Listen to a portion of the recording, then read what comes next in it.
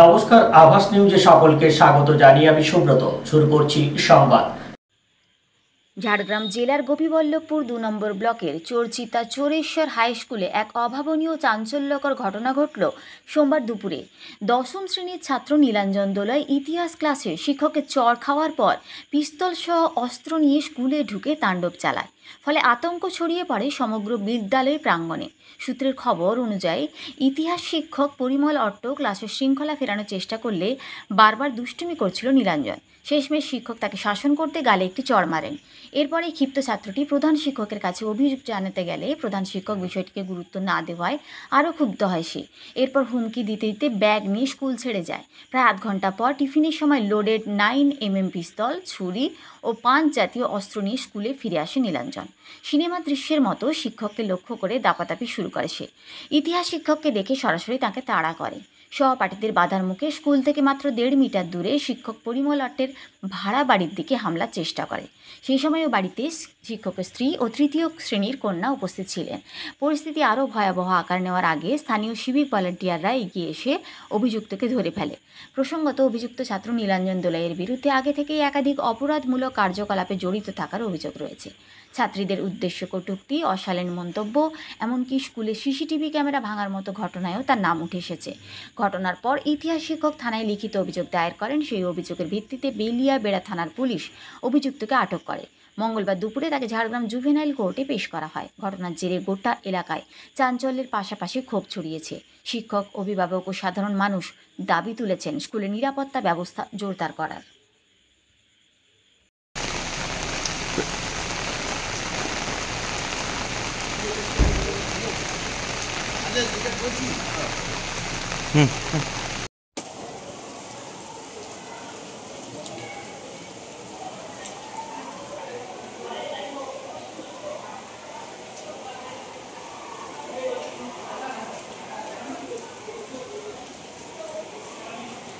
কি হয়েছে বল।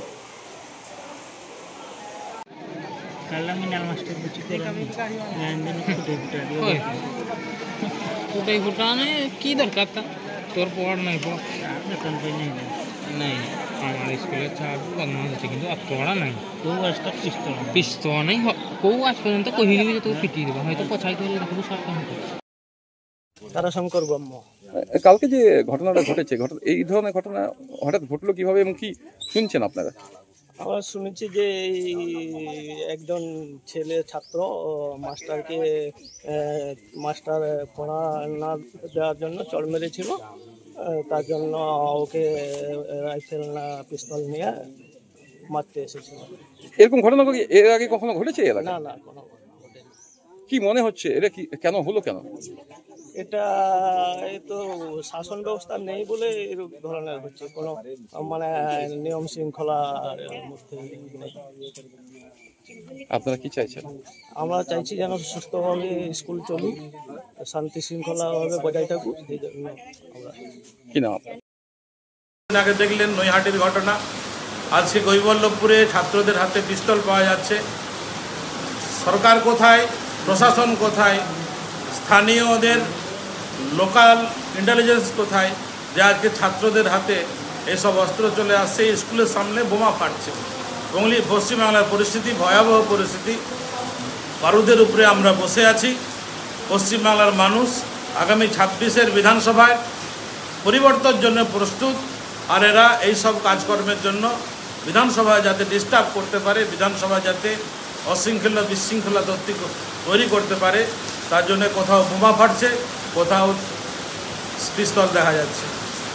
একটা দুঃখজনক ঘটনা, কারণ আপনারা দেখছেন তো বর্তমানে পশ্চিমবাংলার যা পরিস্থিতি, তৃণমূলের এটা সংস্কৃতিতে পরিণত হয়েছে। তৃণমূল এর ছেলে, তৃণমূল তার বাবা দলের একটা বেশ দায়িত্ব পদে আছে, তার যদি ছেলে আজ বন্দুক পাচ্ছে কোথায়? এই সমস্ত ছাত্ররা আসলে তৃণমূলের যে প্রত্যেক নেতার বাড়িতে একটা করে বন্দুক আছে সেটা তার প্রমাণ দিচ্ছে। বন্দুক, পিস্তল, বোমা এরা এইগুলোকেই ভালোবাসে, এই নিয়েই এরা বেঁচে আছে। পশ্চিমবাংলায় রাজত্ব করছে তৃণমূলের, এটা একবার সংস্কৃতিতে পরিণত করেছে। কি চাইছেন আপনারা? আমরা এটা একটা নিন্দাজনক বা ধিক্কার জানাচ্ছি। এই ঘটনা সত্যি আমাদের কাছে দুঃখজনক। আমি একজন পশ্চিমবঙ্গবাসী হয়ে আমাকে নিজেকে লজ্জিত লাগছে। যারা বা যাদের সন্তান এই সমস্ত কাজের সঙ্গে যুক্ত হচ্ছে তাদের সেই সন্তানদের তো দূরের কথা, তার বাবা মায়েরও শিক্ষা নেওয়া উচিত যে আমরা পশ্চিমবাংলাটাকে কোন জায়গায়, কোন সংস্কৃতিতে এবং পশ্চিমবাংলার সমাজটাকে আমরা কোথায় নিয়ে যাচ্ছি। ছোটো ছোটো খুদে পড়ুয়া থেকে শুরু করে প্রাপ্তবয়স্ক সকলেই এই ধরনের কাজে লিপ্ত হচ্ছে। তৃণমূলের এটা একবারে সংস্কৃতিতে তারা পরিণত করেছে, এটাই তাদের মূল পেশা হয়ে গেছে। আপনার নাম? শুক্লাল মান্ডি, আমি নয়াগ্রাম বিধানসভার ইনচার্জ। ঘটেছিল কি যে ছাত্র এইভাবে আগ্নেয়াস্ত্র নিয়ে আপনার দিকে দিয়ে আসছিল? সেটা আমার কাছে কল্পনাতীত। তবে আমি ঘটনাটাই বলছি যে সেকেন্ড পিরিয়ডে আমার ক্লাস ছিল, আমি ইতিহাস পড়াই। ওই ছেলেটি লাস্ট বেঞ্চেই বসেছিল। লাস্ট বেঞ্চে বসে তার আগের বেঞ্চের ছেলেকে ও পেন দিয়ে খোঁচাচ্ছিল। ফার্স্ট টাইম আমি ওকে ওয়ার্নিং করি। ওয়ার্নিং করার পরে আমি আবার সেই কোশ্চিন লেখাচ্ছিলাম। সেকেন্ড টাইম আরও 5-10 মিনিট পরে ওকে দেখছি আবার সেই একই ঘটনা পুনরাবৃত্তি করছে। আমি ওর কাছে যেই, ওর কাছে গিয়ে দেখি তোমার খাতাটা দেখি, খাতায় কিছুই লেখেনি। তখন আমি ওকে পিঠে এক চাপড় দিই। তারপরে আমি আবার যথারীতি ক্লাস কমপ্লিট করে বেরিয়ে আসি। তারপরে ঘটনাচক্রে আমি দেখলাম যে ওই ছেলেটি মনে হয় আমার নামেই HM এর কাছে অবজেকশন জানাতে এসেছিল। HM কি বলছেন সেসব আমার জানা নেই। তারপর ও আমাকে দেখে আরও উত্তপ্ত হয়ে বলছে আমি গার্ডিয়ানকে ডাকতে চাই। আমি তুই যা, গার্ডিয়ানকে ডাক, যে HM এবং ম্যানেজিং কমিটি ডিসিশন নেবে, যা নেবার নেবে। তো চলে যায়। তারপরে আবার এসে থার্ড পিরিয়ডে ম্যাথামেটিক্সের ক্লাস ছিল মৃণালবাবুর, তার ক্লাসে ঢুকে তাকেও এরকম রং চং দেখিয়ে ব্যাগ নিয়ে বাড়ি চলে যায়। বাড়ি থেকে যখন ফিরে আসে তখন টিফিন আওয়ার হয়ে গেছে, আমি এখানেই বসেছিলাম। ছেলেটি এই জানলার কাছেই চলে এসেছে একদম। আমি বুঝতে পারিনি যে ওর কাছে এরকম আগ্নেয়াস্ত্র আছে। আমার এখানে কম্পিউটার টিচার ছিলেন, তো বলছি স্যার ওর হাতে বন্দুক। তখন ওরই ক্লাসে 3-4 জন ছেলে ওকে টানা হিজড়া করে নিয়ে যাচ্ছে। আমি তখনও বুঝতে পারিনি যে ওর কাছে এরকম অস্ত্রশস্ত্র আছে। ওরা ওই পাশ দিয়ে গিয়ে হোস্টেল ক্যাম্পাসে ঢুকে যায়। হোস্টেল ক্যাম্পাসে আমরা যখন বেরিয়ে যাই তখন দেখছি সেই হোস্টেলের দরজার কাছে চলে গেছে। তারপর খানিকক্ষণ পরে আমরা যখন ওখানে ওই দরজার কাছে যাই তখন দেখি মন্দিরের কাছে গিয়ে ওই আগ্নেয়াস্ত্র ছাড়ানো চলছে। তা আমরা বুঝতেই পারিনি যে ওটা নকল কি আসল, যে এই ঘটনার সত্যতা না আছে না সবটাই মিথ্যা। এরকম একটা দ্বন্দ্বের মধ্যে সন্দেহ করতে করতে আসি আমি স্টাফ রুমে এসে বলছি যে ওর তো একটা বন্দুক এনেছে, বন্দুকটা যে কি সেটা তো আমাদের জানা নেই। যাই হোক এরকম করতে করতে তারপরে সংবাদ আসে যে ওটা সত্যিই বন্দুক এবং ওখানে সিভিক ভলান্টিয়াররা ছিল, ওকে নিয়ে গিয়ে ধরেছে। হ্যাঁ, তারপরে সিভিকরা ধরে, তারপরে পুলিশ আসে, তারপরে থানা থেকে সবাই আসে, বড়বাবু আসেন, তারপর ওর কাছ থেকে বয়ান নেয়, তারপরে ওকে ধরে নিয়ে যায়। আগ্নেয়াস্ত্র কি ওর বাড়িতেই কেউ রেখেছিল? সেটা বলা মুশকিল, কেউ রেখেছে কিনা, ওদের নিজস্ব কিনা সেটাও আমার জানা নেই। হ্যাঁ, এখন তো সব ঠিকই আছে। সমস্ত ছাত্রছাত্রীর কাছে পুরস্কার মতো যেমন ক্লাস চলে সেরকমই চলছে। হ্যাঁ, আমার নাম পরিমল অট্ট। Yes.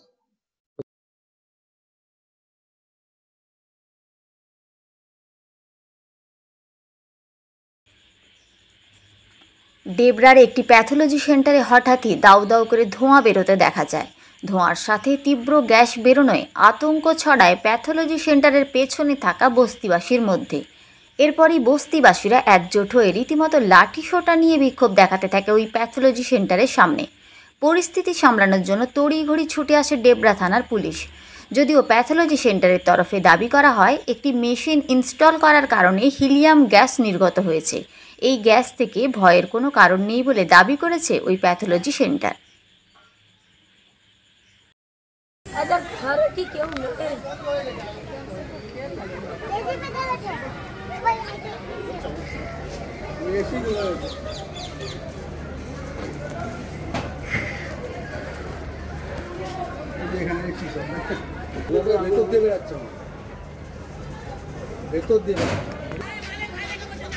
গ্যাসটাই খারাপ।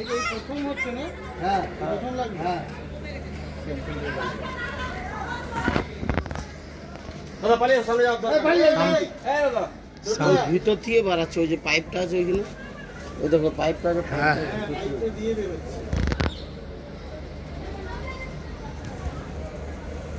পাইপটা ফেটে খুব জোর আওয়াজ হলো।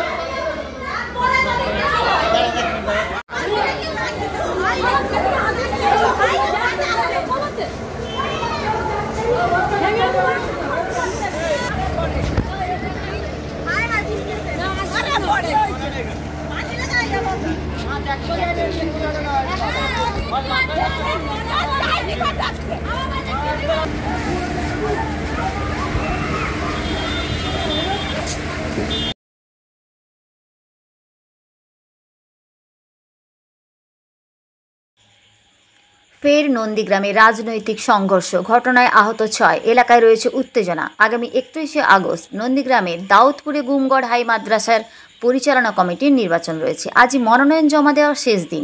পরিচালন কমিটির মোট আসন 6টি। সোমবার সকালে সিপিএমের মনোনীত 6 প্রার্থী সহ কর্মী সমর্থকেরা মনোনয়ন জমা করতে গেলে তৃণমূল আশ্রিত দুষ্কৃতীরা সিপিএমের প্রার্থী সমর্থক ও কর্মীদের উপর চড়াও হয়ে মারধর করে বলে অভিযোগ। ঘটনায় সিপিএমের 6 জন আহত হয়েছে বলে অভিযোগ। তাদের স্থানীয় চিকিৎসা কেন্দ্রে নিয়ে যাওয়া হয়। বর্তমানে পরিস্থিতি নিয়ন্ত্রণে। গুমগড় হাই মাদ্রাসায় পরিচালন কমিটির নির্বাচনে মোট ভোটার 476 জন।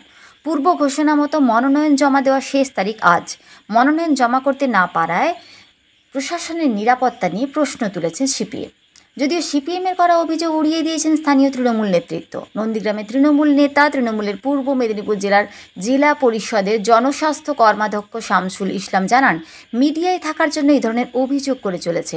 এই ধরনের অভিযোগ সম্পূর্ণ মিথ্যা। ওদের সাথে ভোটার নেই। বহিরাগতদের নিয়ে এসে এলাকায় অশান্তি সৃষ্টি করে তৃণমূলকে কালিমা লিপ্ত করা আর খবরের শিরোনামে থাকার চেষ্টা ছাড়া কিছুই নয়। সিপিএমের নন্দীগ্রাম এরিয়া কমিটির সম্পাদক মহাদেব ভূঁইয়া জানান, পুলিশ প্রশাসনকে কাজে লাগিয়ে ক্ষমতা দেখিয়ে মাদ্রাসা দখলের চেষ্টা। আমাদের প্রার্থীরা মনোনয়ন জমা দিতে গেলে তাদের লাঠি সোঁটা নিয়ে মারধর করে। আমাদের বেশ কয়েকজন আহত হয়েছে। প্রশাসন যদি কিছু ব্যবস্থা গ্রহণ না করে তাহলে আগামী দিনে পথে নেমে আন্দোলন করতে বাধ্য হব।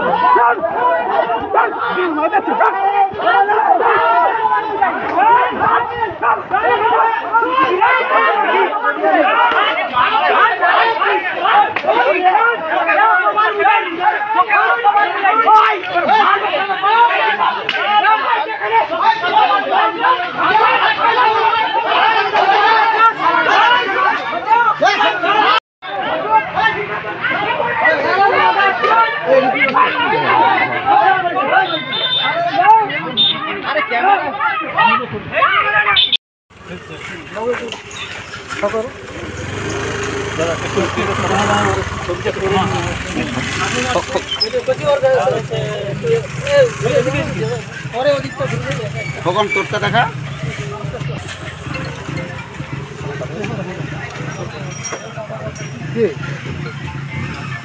এদিকটা ঘুরে সে ফার্স্টটা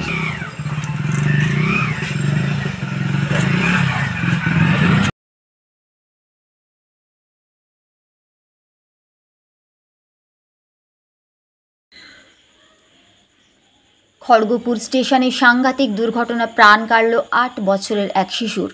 মঙ্গলবার প্ল্যাটফর্মে দাঁড় করিয়ে রাখা লোহার বিম শরীরের উপরে পড়ে মৃত্যু হয় তার। ঘটনা তদন্ত শুরু করেছে রেল পুলিশ। রেল পুলিশ সূত্রে খবর, ছেলেটি ভবঘুরে বাবার সঙ্গে স্টেশনেই থাকত। ঘটনার সময় কাজে গিয়েছিলেন বাবা। ছেলের মৃত্যুর খবর পেয়ে দিশেহারা তিনি। অস্বাভাবিক মৃত্যুর মামলা রুজু করে তদন্ত করা হবে বলে জানিয়েছে রেল পুলিশ। রেল পুলিশ সূত্রে খবর, বেশ কয়েক মাস ধরে অমৃত ভারত প্রকল্পের কাজ চলছে খড়গপুর স্টেশনে। সেই কাজের সূত্রেই স্টেশনের 5 ও 6 নম্বর প্ল্যাটফর্মের মাঝামাঝি স্থানে দাঁড় করানো ছিল বিশাল একটি লোহার বিম। ওই শিশু বিমটি ধরেই খেলছিল। হঠাৎই তার উপরে পড়ে যায়। সঙ্গে সঙ্গে রেল পুলিশ তাকে উদ্ধার করে খড়গপুর মহকুমা হাসপাতালে পাঠালে চিকিৎসকরা মৃত বলে ঘোষণা করেন। খড়গপুর ডিভিশনের রেল পুলিশের এসআরপি দেবশ্রী সান্যাল বলেন, অত্যন্ত মর্মান্তিক ঘটনা। আমরা সব দিকই খতিয়ে দেখছি। ডিএসপি এবং ওসি ঘটনাস্থলে পৌঁছে তদন্ত শুরু করেছেন।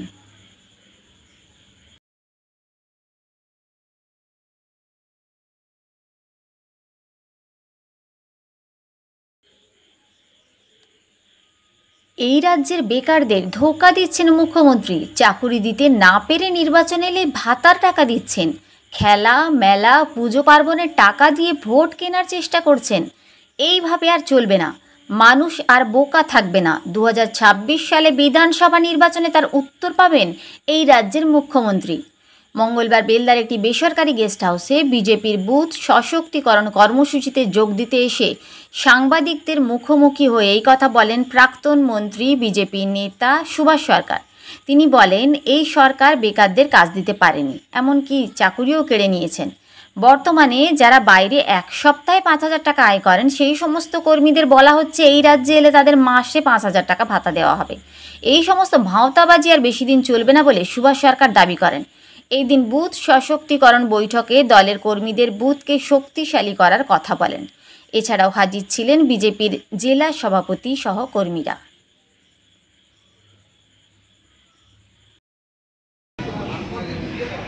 আমি ভারত মায়ের প্রতিকৃতিতে পুষ্প নিবেদন করার জন্য অনুরোধ জানাচ্ছি।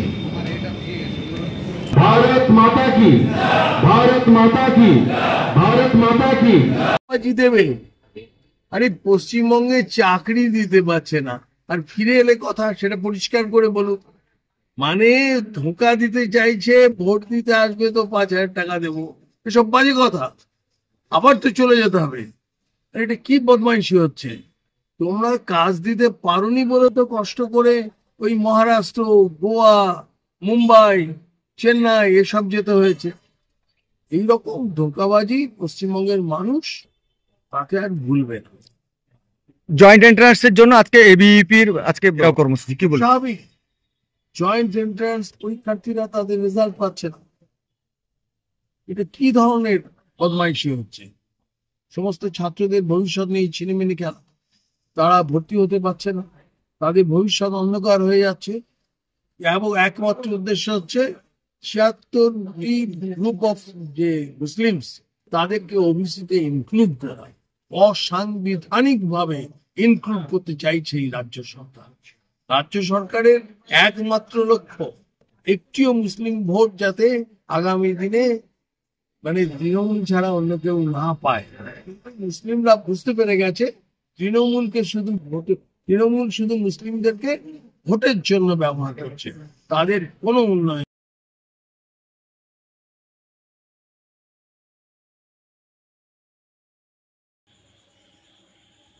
ঝাড়গ্রাম জেলার সাঁকরাইল ব্লকের তুলসীবনী গ্রামের 65 বছর বয়সী চন্দনী মণ্ডল দীর্ঘ প্রায় 10 বছর ধরে মুখের ডান কানের পাশে ক্রমবর্ধমান এক বিশাল টিউমারের সমস্যায় ভুগছিলেন। বহু জায়গায় চিকিৎসা করেও সুফল না মেলায় ধীরে ধীরে টিউমারটি এমন আকার ধারণ করে যে মুখ ঢেকে ঘরের বাইরে বেরোতে বাধ্য হতেন তিনি। এতে তিনি মানসিক অবসাদেও ভুগছিলেন।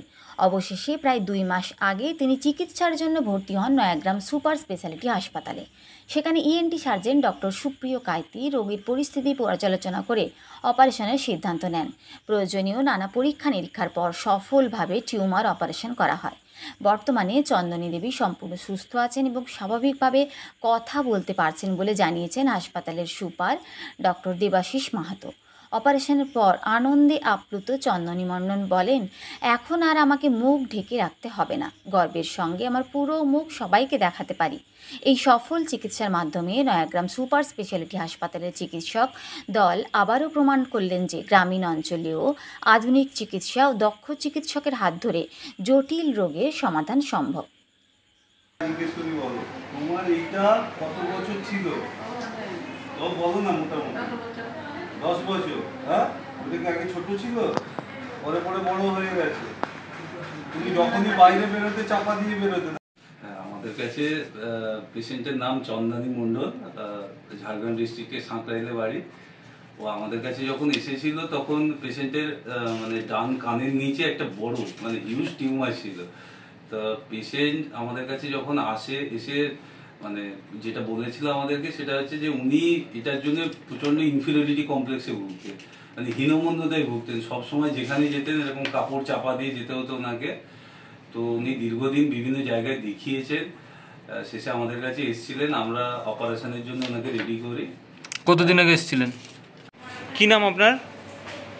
চন্দনী মণ্ডল। বাড়ি কোথায়? তুলসীবনী। কি হয়েছিল আপনার? কিছুই হয়নি, ওই টিউমারটা হয়েছিল। কতদিন ধরে ছিল? ওই 10 বছর। তারপরে কি করলেন? আর এই হোমিওপ্যাথি ওষুধ খাওয়া হয়েছিল।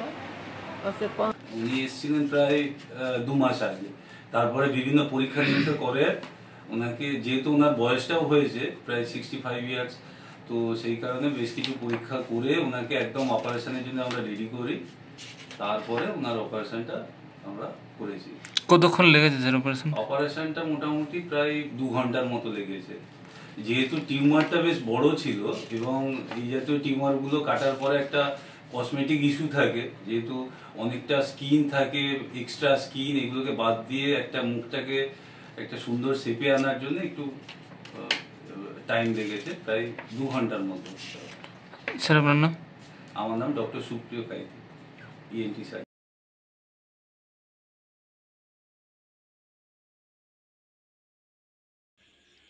মুখ্যমন্ত্রী মমতা বন্দ্যোপাধ্যায়ের উদ্যোগে রাজ্য জুড়ে চলমান আমাদের পাড়া আমাদের সমাধান কর্মসূচির অংশ হিসেবে মঙ্গলবার ঝাড়গ্রাম জেলার সাঁকরাইল ব্লকের রোহিণী গ্রাম পঞ্চায়েতের আন্দারি প্রাথমিক বিদ্যালয়ে অনুষ্ঠিত হলো এক বিশেষ শিবির।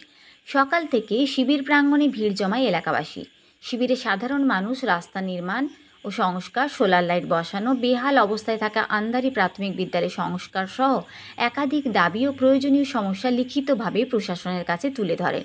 শিবিরে উপস্থিত ছিলেন গোপীবল্লভপুর বিধানসভার বিধায়ক ডক্টর খগেন্দ্রনাথ মাহাতো, ব্লক তৃণমূলের সহসভাপতি অনুপ মাহাতো, পঞ্চায়েত সমিতির সভাপতি ঝুনু বেরা, কৃষি কর্মাধ্যক্ষ মথুর মাহাতো, অঞ্চলের যুব সভাপতি লক্ষ্মীকান্ত ঘোষ সহ অন্যান্য জনপ্রতিনিধিরা।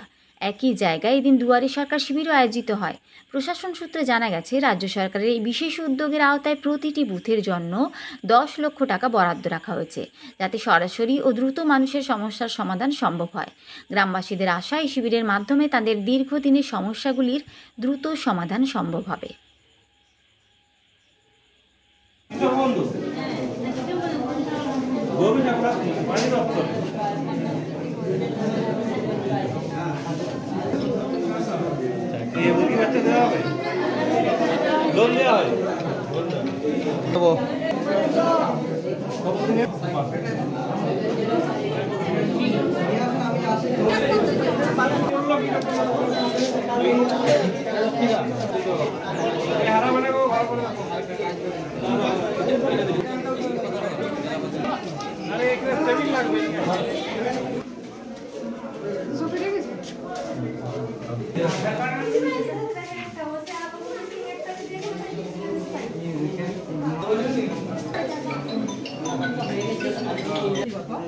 আমাদের জায়গাকে যাওয়ার জন্য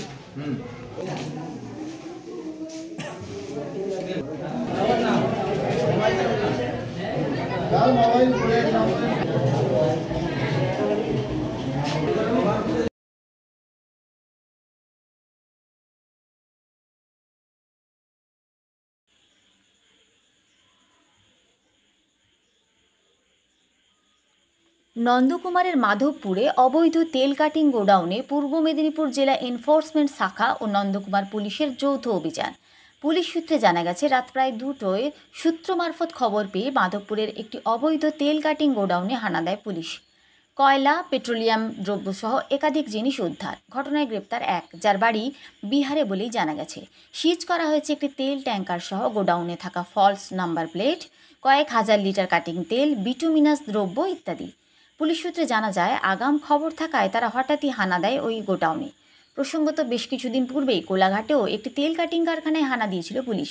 সেখানেও 27টি তেলের ব্যারেল, বিটুমিনাস দ্রব্য এবং 2টি লরি সিজ করা হয়েছিল।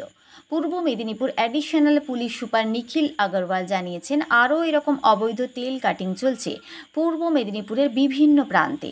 যেরকম খবর আসবে তারা সেরকম হানা দেবেন।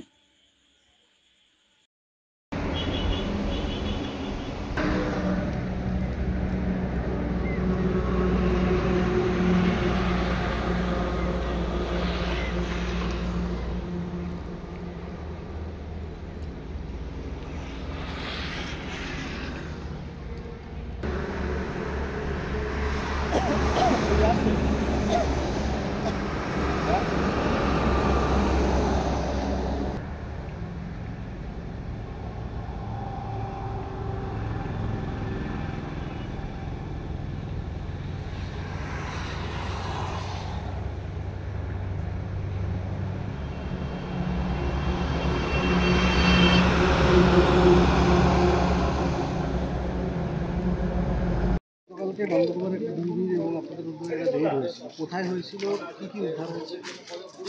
আমি বলে দিই, গতকালকে রাত্রি আমরা মানে আমাদের ইন্টেলিজেন্স নেটওয়ার্কে একটা ইনপুট পাই কি কয়েকটা জায়গায় ইলিগালভাবে তেল কাটিং এবং আদার বিটুমিনাস প্রোডাক্টের কাটিংয়ের আমরা একটা খবর পাই। তাহলে যৌথভাবে ডিস্ট্রিক্ট এনফোর্সমেন্ট ব্রাঞ্চ এবং নন্দকুমার থানা মিলিয়ে রেড করে, ওখানে সুপিরিয়র অফিসাররাও পার্টিসিপেট করে ওখানে কিছু মাত্রায় তেল পাওয়া গেছে, কিছু মাত্রায় বিটুমেন পাওয়া গেছে। একজনকে অ্যারেস্ট করা হয়েছে। যে লোকটাকে অ্যারেস্ট করা হয়েছে তার বাড়ি বিহার হচ্ছে। তো দুটো স্পেসিফিক কেস রেজিস্টার করা হয়েছে দুটো জায়গার ক্ষেত্রে। এখন ইনভেস্টিগেশন প্রিলিমিনারি স্টেজে আছে। তো যেরকম ইনভেস্টিগেশন প্রসেস করবে মানে প্রসিড করবে আগে, সেরকম আমরা লিগালি অ্যাকশন নেব। কি কি সিজ করা হয়েছে স্যার? দুটো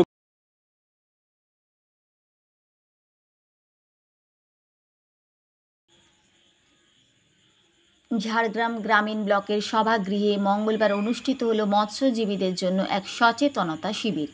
aqua farmers and fisherman welfare ট্রাস্টের উদ্যোগে এই শিবিরের মূল উদ্দেশ্য ছিল অধিক মৎস্য উৎপাদনের লক্ষ্যে আধুনিক মৎস্য চাষে বিজ্ঞান ও প্রযুক্তির ব্যবহার সম্পর্কে সচেতনতা বৃদ্ধি। শিবিরে উপস্থিত মৎস্যজীবীরা জানান, সরকারি বিভিন্ন সহযোগিতা থাকা সত্ত্বেও সঠিক সময়ে তা তাদের কাছে পৌঁছায় না। এছাড়া মাছের চারা বাইরের জেলা থেকে আনার সময় বা মাছ বাইরে রপ্তানির সময় গাড়িতে জলের পরিমাণ কিছুটা বেশি হলে পুলিশ নানা অজুহাতে অতিরিক্ত টাকা দাবি করে বলেও অভিযোগ ওঠে। ফলে সমস্যায় পড়তে হয় মৎস্যজীবীদের। তাদের দাবি, যাতে নির্দিষ্ট সময়ে সব সরকারি সুযোগ সুবিধা তারা পান, তার জন্য প্রশাসন প্রয়োজনীয় ব্যবস্থা নিক। এদিনের শিবিরে উপস্থিত ছিলেন ঝাড়গ্রাম জেলা সহকারী মৎস্য অধিকর্তা, জেলা পরিষদের মৎস্য ও প্রাণী সম্পদ বিকাশ দপ্তরের কর্মাধ্যক্ষ কুনামি হাসদা, ট্রাস্টের রাজ্য সভাপতি মদন মোহন মণ্ডল সহ আরও অনেকে। শিবিরে আধুনিক প্রযুক্তি ব্যবহার করে উৎপাদন বৃদ্ধির নানা দিক তুলে ধরা হয় এবং মৎস্যজীবীদের সমস্যাগুলি প্রশাসনের কাছে পৌঁছে দেওয়ার আশ্বাসও দেওয়া হয়।